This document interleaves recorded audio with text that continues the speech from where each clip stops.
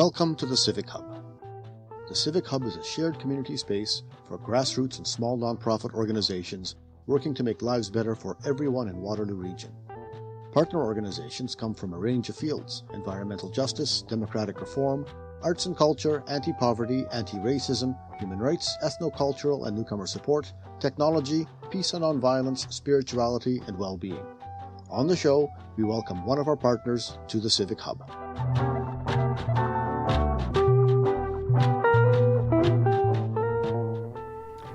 Today on Welcome to the Civic Hub, we welcome back Lesley Crompton, here this time to talk to us about Unsheltered Campaign. Lesley, welcome back to the Civic Hub. Well, thank you for having me back again, Bob. You wear many hats. I do. I do wear many, many hats. And the taxes and the Unsheltered Campaign are only two of them. Oh, there's more. But they're often interrelated. Unsheltered Campaign is what? The Unsheltered Campaign is a grassroots organization of like-minded community individuals that are really looking to advocate for the unsheltered and precariously housed. We're very, very much involved with what is going on with homelessness, housing, and basically reaching out to the various government levels to put positions forward to help resolve the situation. We do some direct supports as required as well. Right, so this is not just analyzing the unsheltered, the unhoused situation for policy updates. No, so a big component of basically analyzing, it's not even really analyzing policy, but really providing feedback to the regions and the cities of what we're observing or what we're hearing from the community that are actually living homeless. So we do have some academics on our community, but again, we all have that lens where we are actually engaging with people that are being faced with this very horrific situation in their lives. Right. So aside from the academics, you've actually got people going out and providing food, blankets. Yeah, we go out, we provide food and blankets. We coordinate with a lot of other organizations within the region to make sure that we're balancing out what the need is and what we can do. We're often, unfortunately, at encampment evictions. Yeah. Though we do try and be involved ahead. So we've basically worked ourselves with the various agencies within the community so that, we're sort of on call when someone has received notice of an eviction. Because as a grassroots organization who is essentially volunteers, though we do accept donations, we have a flexibility in how we approach things that other organizations may not be able to do. And that's some of the things that we've been working on. We call it the continuum of care through the Plan to End Chronic Homelessness, where we've been basically looking at individuals or organizations that would say, show up for an encampment, and what can various things and organizations do. For example, you'll often see the police at an encampment eviction, but they are just there to make sure that there's no violence. They are not allowed to touch any of the property. They will speak to the individuals and encourage them to move, but they're really an observer. Whereas when our membership goes out, we are renting vans. We physically are picking up the individual's belongings and helping them pack up and taking them to the new place, for example. So again, different organizations do different things. Hearing that the police aren't allowed to touch and, in fact, aren't touching things is a pleasant change from what happened in the past, where bulldozers and such came out to forcibly evict people and destroy their property. Yes, and I would say that in the region, even the last incident with the bulldozers were actually something that the region sent out. The police were in that capacity of just standing by, and it's been a conscious decision from the police Okay. upper management that they do not want to be in that role that we've seen so much in the past and are still seeing in different parts of Canada, because it is not successful from that aspect. I think that the perception of having police at an encampment eviction is one of violence, and you see that in other jurisdictions. Exactly. And, we really haven't had violence. And I think that is reflective of the various great outreach workers that we have that are out there on a daily, regular basis engaging with these individuals. We've got the Waterloo Region Community Legal Services, which are phenomenal. And they actually have outreach workers on their own, which are involved. So we've taken a very different approach as a region to doing this, and we've just sort of added our expertise into it as well. So you've got people from the legal services. What Yes. about the municipal involvement? You've got, 3 levels of government that you're dealing with? Yes, and that is a bit more of a challenge. We're most involved with the city of Kitchener. The majority of our members are from Kitchener. It's just the way it has worked out. And Kitchener has always been a bit more of the focus. Waterloo, we've tried and engage there.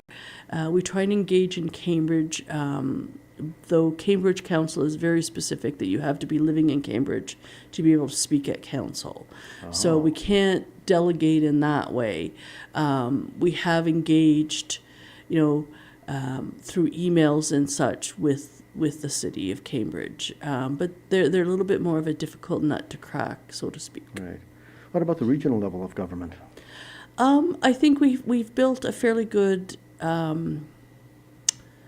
relationship that has the appropriate amount of tension, because that's always the challenge.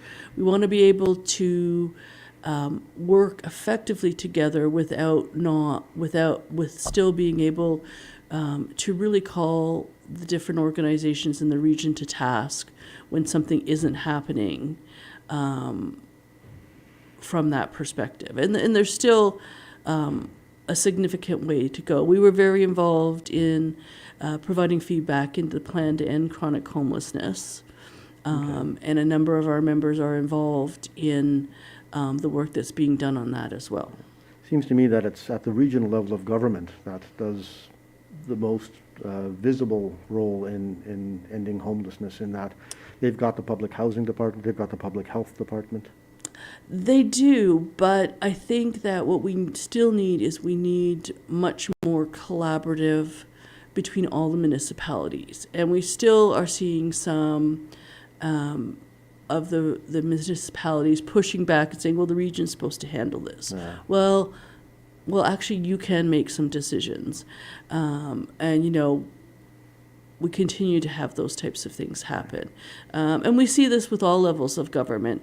The region has gotten somewhat better at not pointing to the feds and the province, and we're trying to advocate more. But I think that also comes with the change in government representation we have at the province and federal level, Right. Yeah. which are much more aligned with homelessness, poverty, affordable housing, which is truly affordable housing. And so we need all those different levels working together. Is the representation, the political representation, is where you see the difference in the different municipalities? Because I get a completely different vibe from how unhoused people are dealt with in Cambridge compared to Kitchener or Waterloo. Yes. So the councillors and the mayor have set very different expectations and tones in the various cities. I think we've got some fabulous councillors in Kitchener that are really supportive of the quote-unquote non-taxpayers who reside in our region, whereas the city of Cambridge has, I don't even know how to describe it in a polite manner, but they really seem, and I've said this before, if they could get away with it, they would put everybody who is homeless on a bus and ship them somewhere. Yeah, probably to Kitchener. When you have a city that is allowing residents to use drones to hunt the homeless, and then the city then acts accordingly.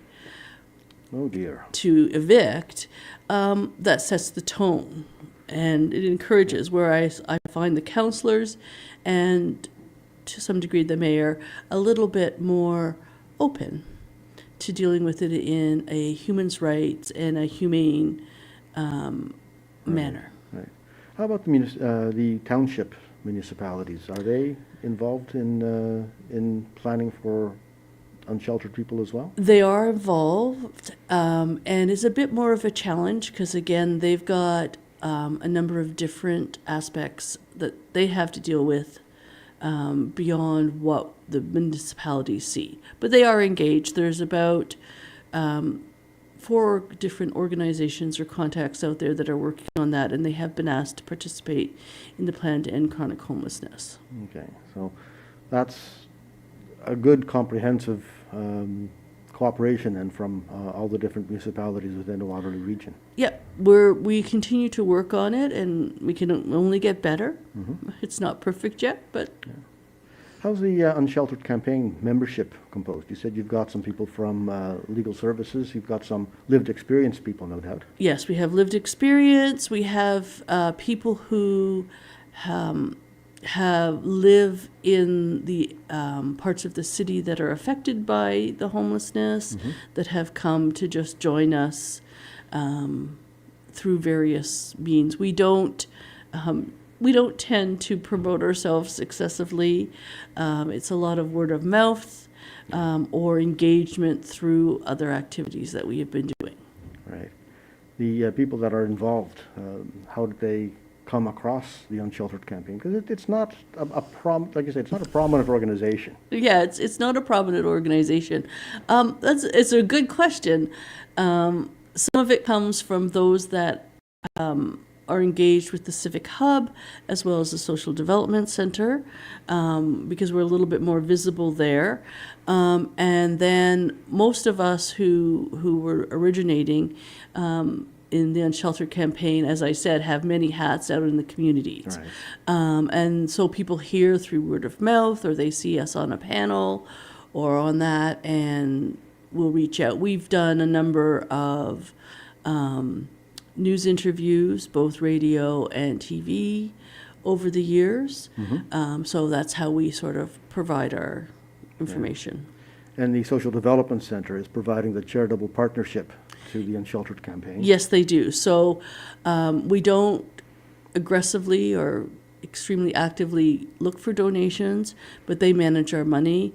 They do enable us to offer tax receipts to anybody who donates, right. Which is a great component because we're just a grassroots organization. We're not looking at turning this into a non-for-profit because there are benefits that come from being grassroots.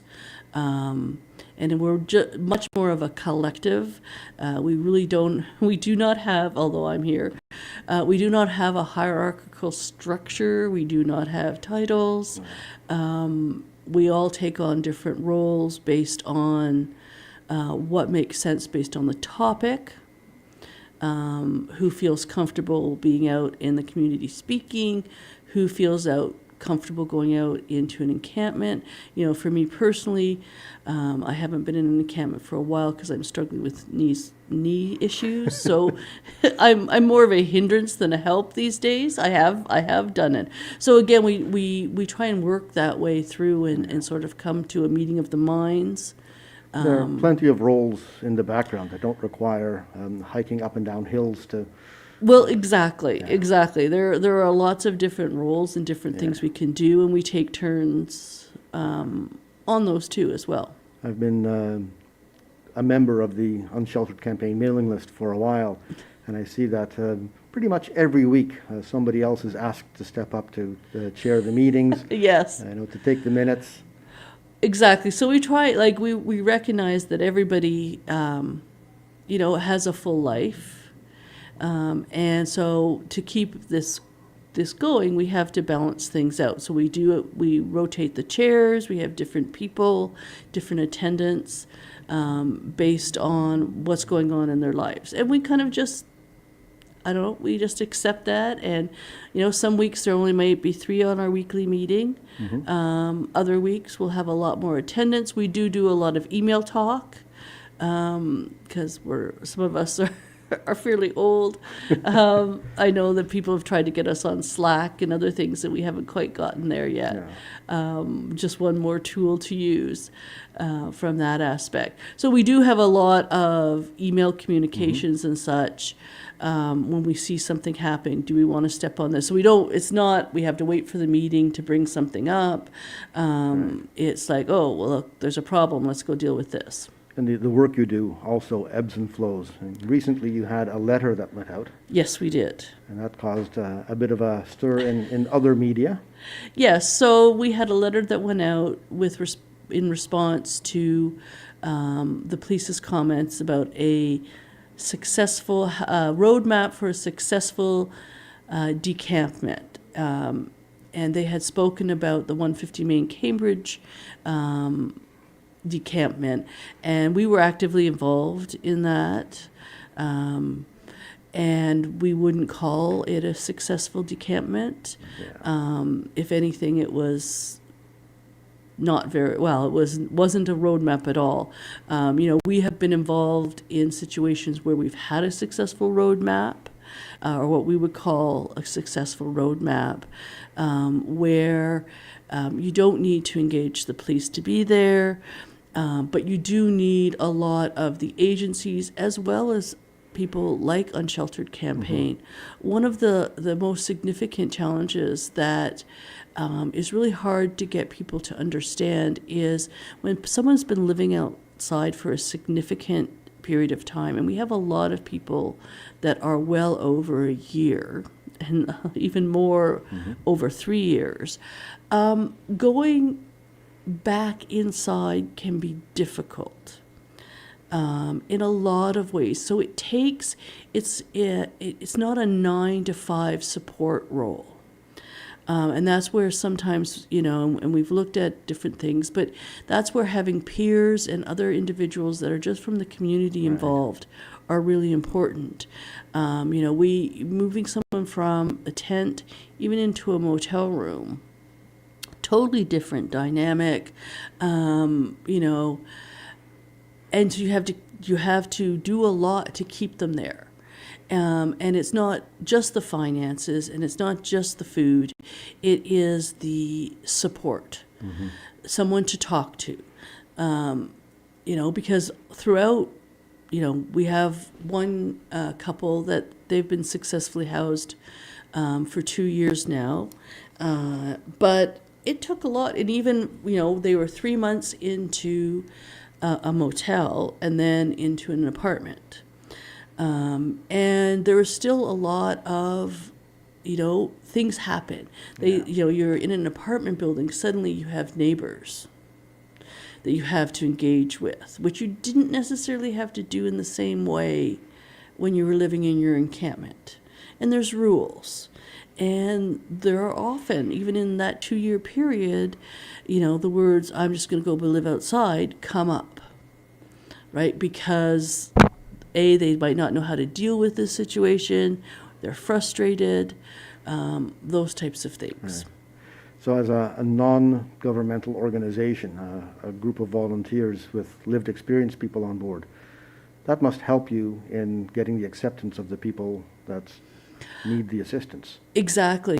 And that's the most important thing, the trust level that has to be built. And we have great outreach workers, by no means, but the outreachers do the same type of thing. They're building a very long-term relationship. So when we say we're going to go out and we're just going to talk to them and then move them, talking to them to get them to even accept the concept of moving from a tent outside into something else can be 3 months just to accept. because there's a lot of challenges that come with that. There's a lot of rules. Taking someone who's living in an encampment who has a very social activities going on, I call them activity, but they have a social network there. Yeah. And then you say, oh, well, but we have an apartment for you. And you plunk this person in an apartment and they don't know what to do. I will tell you, unless you're giving them and having someone be there with them on a regular basis, they're going to head back to the encampment for the social aspect.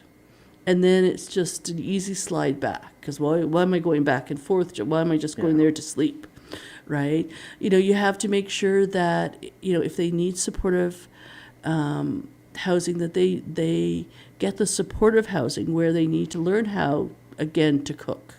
Right.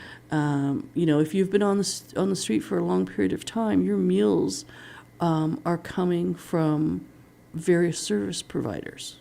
Right. Other than the few that you're buying when you get your checks and things. So even if you had those skills, they're a little bit rusty. Grocery shopping. There's a lot of things that we don't realize that we take for granted that don't exist. Finding a way to keep them busy. When you're out in an encampment, you're often in survival mode. So there's always something to keep you going. Well, when you're in an apartment, all of a sudden, a lot of those things you need to do to survive are gone. Now what do I do with myself? And especially for individuals that are either in recovery or have never gone down that particular road, again, it opens them up to, okay, what am I going to do with my time? So you have to really make sure that they've got all of that fitted around their life. Yeah. How long has the Unsheltered Campaign been active? The Unsheltered Campaign has been active since, I would say, April, May of 2019. Okay. Basically, we came together as part of COVID. When COVID hit, we started to see all the gaps that were out there for those that were unsheltered. And so we started to fill them. And a lot of the filling that we started with was direct supports. Food, we ran food programs, including setting up a food program in Cambridge. Tents, sleeping bags, different things like that. And then we kept adding the advocacy onto that.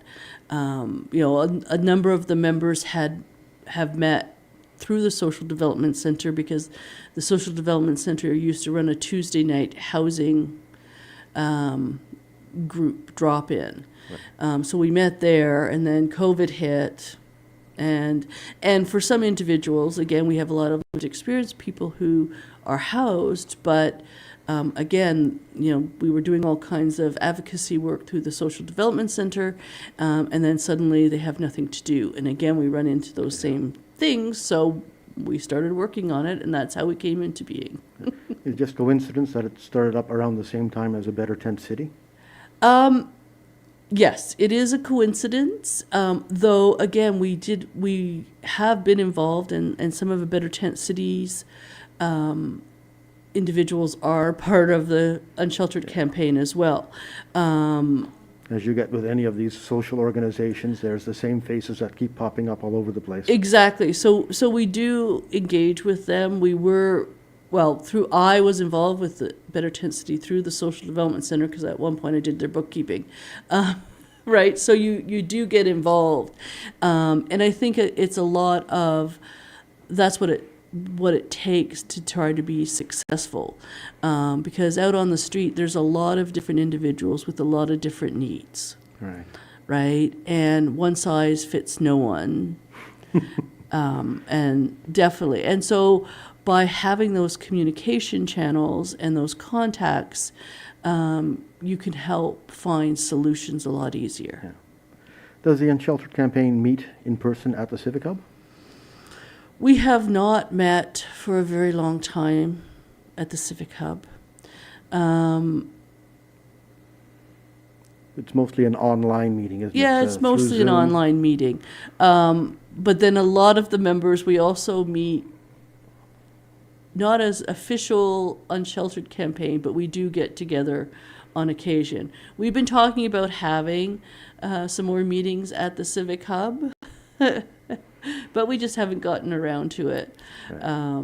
With such a wide variety of people involved, I can see it being difficult to get everybody together at a set time. Well, it is. And you see that even in the Zoom meetings, because like you said, 3 people one day, half a dozen another day, and maybe a dozen or more the week after. Exactly. And I think we've just found that the online works the best.